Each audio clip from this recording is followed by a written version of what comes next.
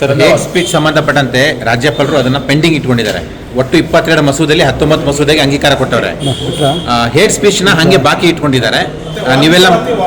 ನೀವೆಲ್ಲ ಮನವಿ ಕೊಟ್ಟಿರೋ ಕಾರಣಕ್ಕಾಗಿ ಸ್ವಲ್ಪ ವಿವಾದ ಇದೆ ಅನ್ನೋ ಕಾರಣಕ್ಕಾಗಿ ಇನ್ನೂ ಯಾವುದೇ ಅನುಮತಿ ಕೊಟ್ಟಿಲ್ಲ ಹೇಟ್ ಸ್ಪೀಚ್ಗೆ.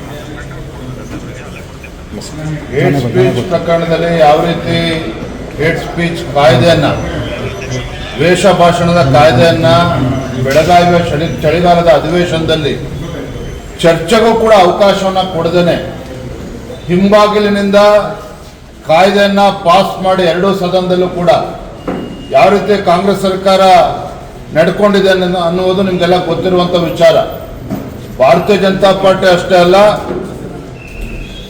JDS ಪಕ್ಷ ಇರ್ಬೋದು ಮತ್ತು ಬೇರೆ ಬೇರೆ ಸಂಘಟನೆಗಳು ಕೂಡ ಈ ಒಂದು ದ್ವೇಷ ಭಾಷಣದ ಕಾಯ್ದೆಯನ್ನು ವಿರೋಧ ಮಾಡಿದೆ. ಒಂದು ರೀತಿ ಕಾಂಗ್ರೆಸ್ ಸರ್ಕಾರ ಒಂದು ತುರ್ತು ಪರಿಸ್ಥಿತಿಯನ್ನ ಹೇರುವಂತ ಒಂದು ದುಸ್ಸಾಹಸಕ್ಕೆ ಕೈ ಹಾಕಿರುವಂಥದ್ದು ರಾಜ್ಯದಲ್ಲಿ ಪ್ರತಿಯೊಬ್ಬರು ಕೂಡ ಇದು ವಿರೋಧ ಮಾಡ್ತಾ ಇದ್ದಾರೆ. ಹಾಗಾಗಿ ಬಹುಶಃ ರಾಜ್ಯಪಾಲರು ಕೂಡ ಅದನ್ನು ತಡೆ ಹಿಡಿಯುವಂಥ ಕೆಲಸ ಮಾಡಿದ್ದಾರೆ. ನಾವು ಕೂಡ ಇದನ್ನ ಮನವಿಯನ್ನು ಕೂಡ ಮಾಡಿದ್ದೇವೆ.